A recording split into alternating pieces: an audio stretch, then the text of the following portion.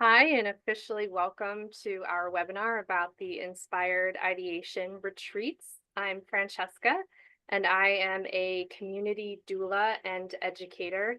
I've been a practicing doula since 2009, first in birth, and then transitioned to end of life and grief care as well. I run a program for death literacy educators. I do some hospice volunteering. I do some private practice doula work. And I do consider myself to be a creative, which is what we're going to talk about today, especially in the form of writing and as an author. And I'm here with Wilka. Would you mind introducing yourself as well? No, not at all. Hi, everyone, and thank you for tuning in. I am Wilka Roig. I am a transpersonal psychologist. I'm a death doula, grief counselor, educator, and also a creative. Before, I think it's been now 15 years, but I used to identify as an artist, and I was a conceptual artist, photographer, a writer. I am still a writer and a translator of texts. Um, and, but I think that one of the points that we want to really make today and through in our retreat is that we are all creative by nature and that it has nothing to do with being an artist per se. I will just say that I guess my current focus in terms of just life work is doing community outreach and death awareness events and programs for Latin Americans all over the world and in Latin America. And so that's one of my foci. But then we also use creative approaches for inviting the conversations and for navigating, getting closer to our mortality and moving through grief with creative expression. And so to me, it's of great value because it is such a integral part to our experience, whether we assume ourselves creative or not. Mhm. Absolutely. And like Wilka said, we are here to encourage you to also claim that part of yourself. And so to start, we're going to talk about some definitions of creativity and art, which are subjective and loose, but I think it's important to have a foundation of fluency around this terminology so that we can begin to identify with it ourselves as individuals. So creativity can be thought of as the use of the imagination or of original ideas, which I think is really interesting because Wilka and I have talked about how much we are influenced by so much in our lived experience through our ancestors, perhaps through practices of channeling, potentially to inspire our original work. So that term is kind of an interesting one to play with and consider, but it's also about the production of artistic work. And as Wilka just mentioned about expression, thinking about art as our expression of creativity. So, Wilka, do you want to go into a little more about your thoughts on creativity and Yeah. art and how they overlap or are different or the same? Yeah, absolutely. I did my thesis in my BA in psychology around human nature and creative expression, and observing that throughout history, since we have any record, it is all creative expression. Before we made it so, no sé, I don't know what the right word is. I've been speaking Spanish for too long these days. Like formalized? Uniform, yes. Um, Anything and everything was creative in nature, and it still is, right? It's just that now it's a lot more structured, let's say. But so the first thing to keep in mind is that we are creations, right?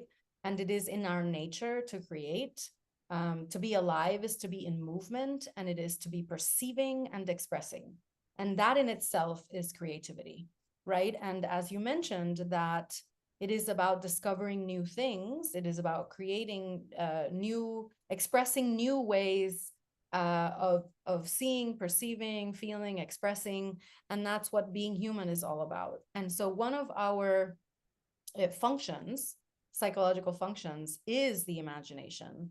And we think about the imagination as something that belongs to children, or something that, we're deluding ourselves if we are engaging with our imagination. But it is through our imagination that we can tap into what is not already known, or what doesn't already exist. And so therefore it is the space of creativity, and we all engage it, right? Whether we are intentional with it or not. And we observe that all human beings are born connected to that, right? And so it is about reclaiming and rescuing something that belongs to us. Yeah, and I think that we have permission as children, before conditioning sets in, that we are free, we are liberated to create without pressure and without fear of judgment. And then that shifts because of a lot of reasons, but unfortunately, it does tend to shift in our childhood. And then we begin to fear the assessment of what we produce through our creativity. And that tends to quiet that connection that we have previously held so naturally. And so we know it's there, and we know that it also can very quickly become dusty. And that this, especially an immersive retreat focused on creativity, can help us brush off that dust and strengthen that connection once again. Mm-hmm. Yeah, I go back to thinking about how expression is so integral to our experience, and free expression, or free form expression, right? From our movements, the way that we use our voice, and then the way that we might handle any object or material around us is creative expression, right? And as we get socialized and civilized, then it becomes this separate thing that is about generating or producing an object of aesthetics, which is what we might call art today, but that we all depend on externalizing what we are experiencing and perceiving in ways that make sense to us, or in ways that communicate something else to us, that allow us to discover something new about our own experience. And that's where that human nature need to express comes in. And I would say for me personally, with the books that I have written, whether it's the doula guidebook or the picture book for children or the workbook, or right now I'm working on a manuscript about community grief care, all of those topics became my focus because I wanted to know more about it. I wanted to explore the concepts that felt complex to me, and I wanted to increase my own awareness of it. So through the process of introspection, of reflecting, of writing, of just allowing for what was inside of me to come through, and then as a second step to try to organize it in a way that made sense to me and would perhaps make sense to other people as well. It's really about my own process of coming to know life and my place in it better. And I imagine with photography, I mean, that's another lens into the world. Yeah, I think that in order to engage our creativity, we need to engage our curiosity and our openness to the world. So I had written down a quote which fits in nicely to what we were saying from Picasso, which says, "Every child is an artist. The problem is staying an artist when you grow up." Yeah. So the second topic is the benefits of reclaiming your creative nature. So I just talked about how a benefit for myself is that I come to understand life and my role within it more. I think that there are a number of mental health benefits as well that have been, shown, proven, and experienced by people in terms of lowering stress and anxiety and just boosting mood and wellness.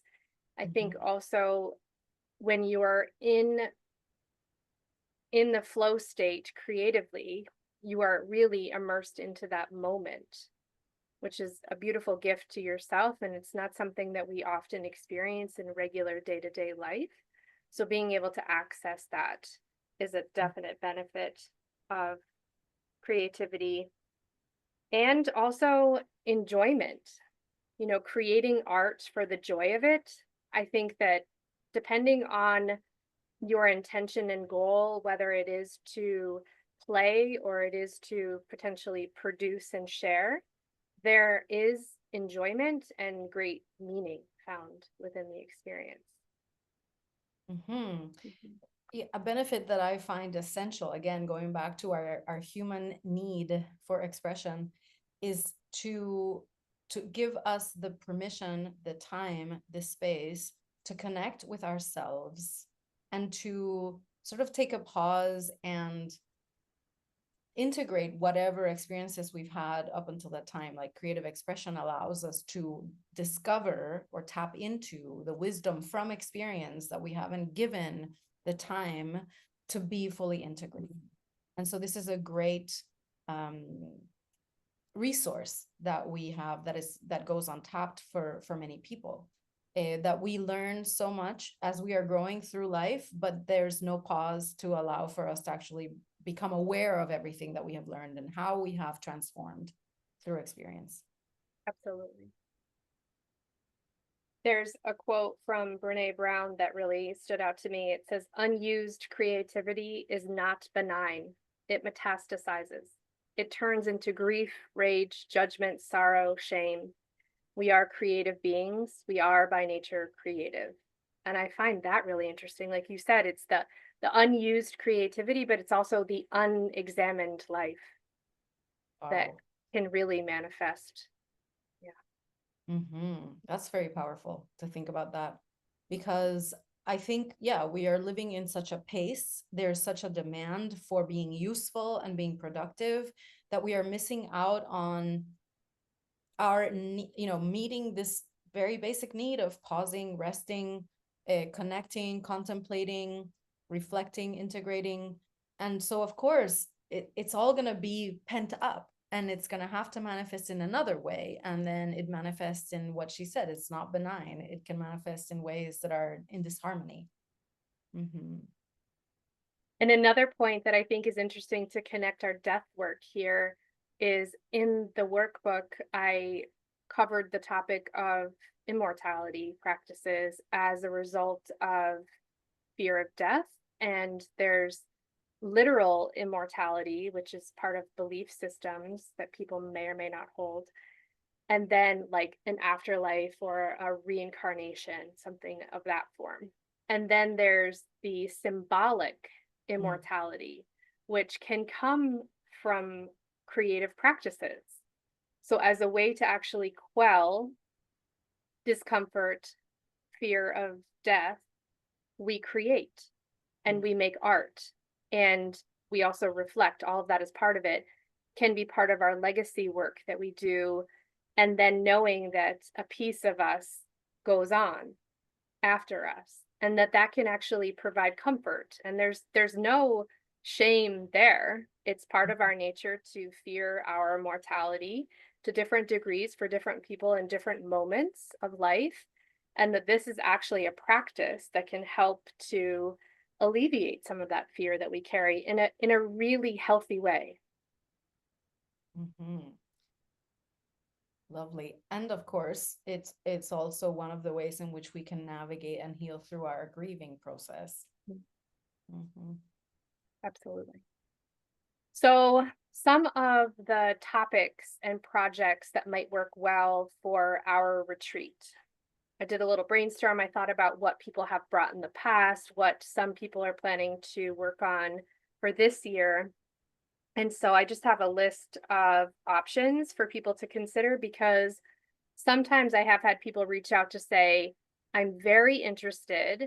I hear this sort of quiet voice, this yearning, and yet I can't seem to choose or identify what my project might be. And I think that's fine. I think that it's okay to plant some seeds and allow for it to develop. But if people are looking for ideas, it could be writing, which could be as formal as a book manuscript or as informal as a personal diary and journaling. It could be photography. It could be knitting or needlepoint. It could be collaging. It could be depth journaling. So as a practice within the workbook and a focus on remembrance projects that you might give to other people, or it could be just for you to process your own life. It could be somatic practices. And sometimes people will choose numerous to infuse into their daily rhythm. So it could be, yoga, could be dance, could be Tai Chi on the beach, Mhm. could be developing educational programming. That's something that Wilka and I often do, and we find a lot of meaning through that process of creating, or other work related materials. So, even things like you have to think about marketing, but you want to do that in a creative way, and you want to come up with the graphics and the copy, the text to reflect your work and who you are and how you're presenting yourself to the greater community. Any other ideas that come to mind for you, Wilka? Yeah. So, one thing is just to use this time for incubation, right? This is a time when it's just dedicated time, when nothing else is distracting, to be able to allow for whatever is asking to be born through you to come up, right? So there could be journaling and other things that can be done to keep a record of what is coming up, but that the intention of the retreat itself could just be incubating to see what wants to be born. I would also say that it could be developing a dream work practice and committing to incubating and paying attention to dreams, dream journaling, and doing other work with dreams. And I'm happy to provide some potential guidance with exercises and practices for deepening in dream work. It could also, I mean, we started a little practice when we were there the last time of doing, oracle card readings and allowing that to help guide our incubation process and our dreaming process. And so even if it's more symbolic, it is, the intention is everything, right? So taking this time, making the room for something new to emerge, is a creative process in itself. Yeah, and knowing that all of those efforts are equally valuable and worthy, and that Mm. this is not a competition of who produces more. It's really a supportive environment. Yeah, one more thing that came up for me. I don't know if you're familiar with the Japanese death poetry. Yes, Yeah, so death poetry and writing mini poems anytime that we are visited by the awareness of our mortality or other things. It doesn't have to be death poetry, but and ways absolutely. of just playing creatively with what is arising. Mhm. Yeah, and the questions to ask if you're wondering about your specific project would be, does it travel well? I mean, can you actually pack it up and bring it someplace else, whether it's a plane or a car ride? How much space do you need to be able to do your work? Because we have a, a big home that we are going to be staying in, and it does have tables and countertops and spaces to use, but just how much space do you actually need for your project? Because this is a shared space. And most importantly, would be, will it interrupt the creative process for other people? So if we just need to be mindful of that. So, if you are starting to learn how to play the clarinet, this might not be the best place for that, unless that can be done outdoors and where it won't actually interrupt anyone else's flow state that they're trying to immerse themselves into. All right. So then do you have anything else you want to add, Wilka, or any questions so far? Oh, I think we're good. Okay. All right. So I'm going to try to share. Let's see if I can get it on the right window first, and then.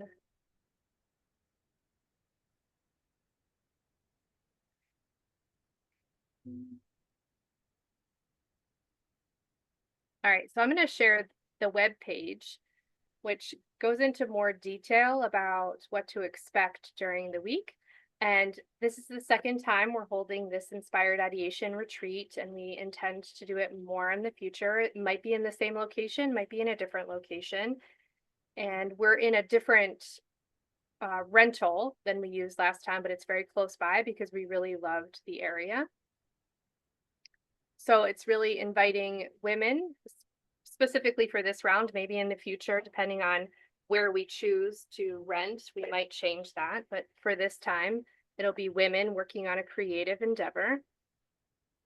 And our intentions are really to press pause on regular life and give ourselves time to breathe, time to brainstorm, or as Wilka was saying, to incubate. This will be focused, uninterrupted, and feel like stretched out time. So we're intending to slow our pace. We're intending for this to be really restorative so people can rest deeply. I remember last year we had people who were napping and feeling like they were also luxuriating in this restful state, which is so important for us and our wellness. It's also a reclamation, so to reignite your creativity and your imagination, and for connection and enjoyment as well. So this is our location.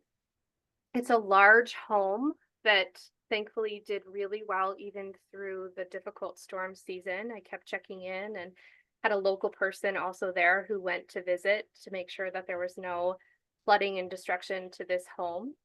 And it stood strong, and they built it in a way, it's relatively new, so they built it in a way of being mindful of that and in preparation for that. So it has 7 bedrooms, 7 bathrooms. It's very spacious, and we are renting the entire property.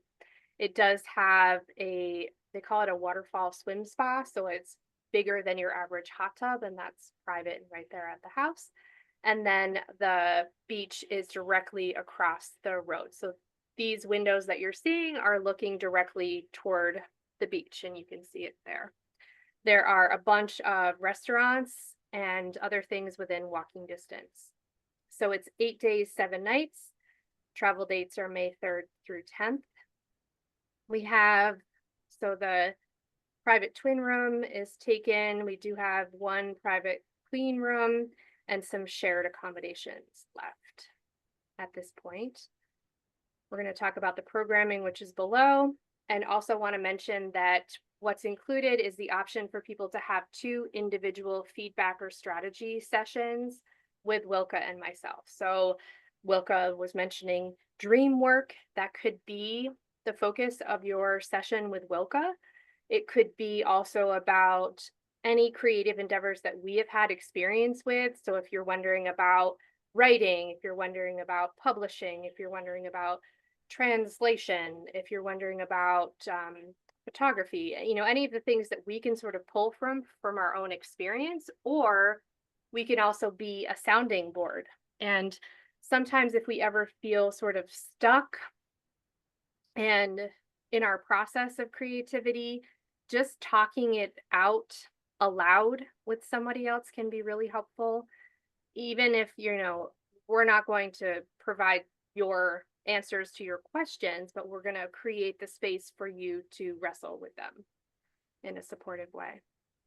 And then we are going to supply some basic groceries to have in the home, and then 1 family style dinner toward the end of the week as well, which will likely be takeout, and we'll eat it there at the house. So it does not include, so this is a semi-structured retreat, which is priced very affordably. And so it does not include transportation and the remaining meals. So if you want to go out and get breakfast or lunch, if you want to have a grocery delivery for yourself, that's an option for people. You could also just, walk to close by places or have things delivered. There's so much around there available. Last year, it worked really well for us to coordinate ride shares with other people. So most of us will be flying into Tampa. Some people might be flying into St. Pete, and some people might be local and just driving in. Some people might be renting a car. And for most people, they'll just be getting a ride, Uber or something like that, or Lyft from the airport to our rental. and we can coordinate and share our schedules so that we can share the expense of that. And that worked well last year.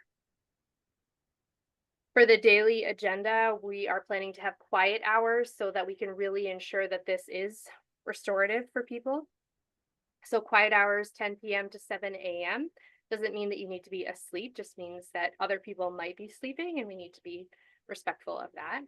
And then during the day, an 8 to 11 quiet work session. And then 11 to noon will be morning programming. So we'll have a planned topic and discussion as a group. Then we'll have open time, and that's for lunch. It's for connecting with people. It's maybe for talking through what you're working on, maybe sharing what you're working on, and then those one-on-one sessions as well. We will have another quiet work session in the afternoon, and then some break time for dinner and relaxing and enjoying the beach and things like that. And then some evening programming to end the day, and then open time as well after that. But the real goal is to immerse ourselves in our chosen endeavors. So the daily agenda is flexible to accommodate and encourage your own creative process and rhythm. So if yours doesn't exactly match up to this, we understand that. And that's what we're really trying to promote. But if you feel like really being in the flow with the group and this works for you, then you are welcome to join for everything. Some of the topics that we will cover in the programming sessions will be creativity, flow, energy rhythms, productivity, and motivation, because creativity is, it's a practice and it can be very playful and it can include our imagination, but it also can be something that if we're going to continue with it, which we'll talk about in a minute, it can require some commitment, some dedication, and some discipline. So we're going to talk about that as well. And I think that's pretty much it on the details. So I think I can come out of there, come back to full screen. So any questions? Oh, and I also wanted to mention that in terms of the programming, I brought some books that I know I will be pulling from, and Wilka and I will be pulling from a number of different sources, but we both love this book, which is called The Writer's Process. So there's a lot in there that I'm sure that we will infuse. There's Writing Down the Bones, and I lent my copy of The Artist's Way to someone, but that's another one. There's this one that I recently read, which is called Wired to Create, and I found myself in these pages like no other book before, and it was so revealing to me and how my mind works. It was fascinating. And then I recently got this one. It's called A Year in Practice, and it's about the seasons and the cycles of nature and how they affect our creativity. And then Women Who Run with the Wolves, of course. Wilka, anything you want to add on? No, so far so good. Okay, so the final point that we just wanted to cover, which will be a lot more of a focus during the actual retreat, is the approaches to maintaining connection to your creativity. So we feel really strongly that everyone naturally is creative, and that sometimes we feel like it's blocked and that our work is to try to re-engage with that. We also want to invite people into this retreat space because it's very immersive and we're able to sort of quiet down the other demands of life to make a lot of space for this exploration. And we want to make sure that it's not the only time that it happens, that people are able to go forward and continue with this connection.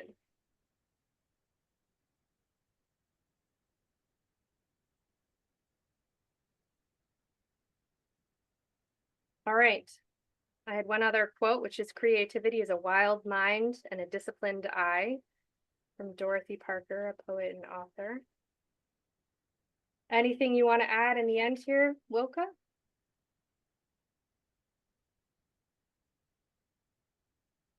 No, I think, I mean, some of what we're thinking about facilitating while we are there invites that familiarizing ourselves with our rhythms and, you know, learning a little bit more how to engage and encourage the the moments of energy and productivity, and then also honor the times of rest and pause and the pulse of our creative process.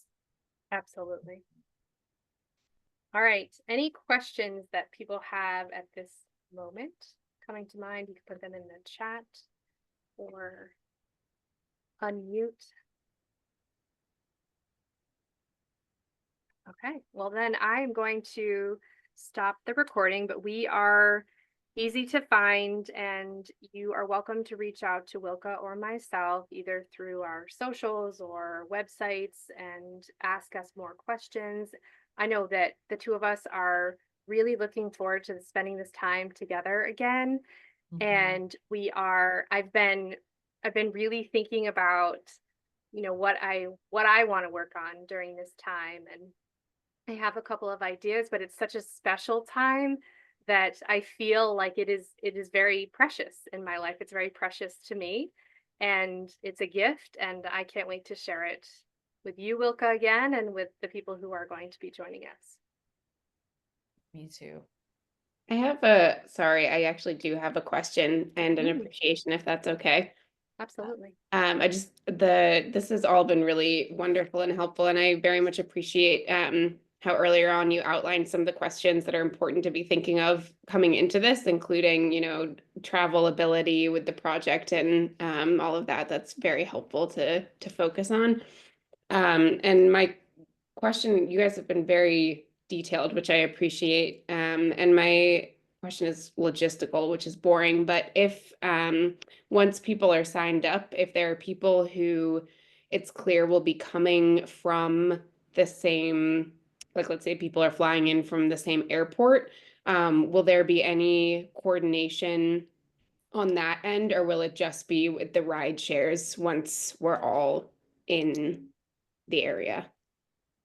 I think in advance of that, we will make sure that the group is connected, and so we can be talking about our plans. And I know someone was just asking me about, should I come in the night before? Should I stay one more night after? So they're thinking about kind of bookending it with an additional stay at a hotel close by, which is an option for people. It's certainly not required, but it's an option for people if maybe travel is complicated or the flight times are really terrible and you'd rather come in the night before at midnight versus that day at 11 p.m.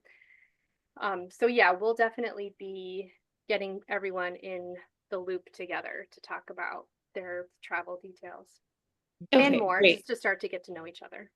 Wonderful. And that also connects to another question I had. I wasn't clear if the 3rd, May 3rd and May 10th, if there was going to be any programming that we would have to make sure we were there, by a certain time for, or if those were purely travel days. And as long as we're in the area by 11:59 p.m. on May 3rd, then the official programming will start the next day. I imagine that the official programming will have a kickoff the evening of the first Saturday when people are coming in, and then a morning kind of closing circle the last day, which will be kind of on the earlier side just to make sure people have time to pack up and get organized and get where they need to go. But also everyone's travel plans will be different, so there's nothing that's required, but that's what we will build in. Okay, great. Thank you. Yeah, thanks for your questions. All right, then I am going to wrap up our recording here. Thank you all for tuning in, and keep in touch with us with questions.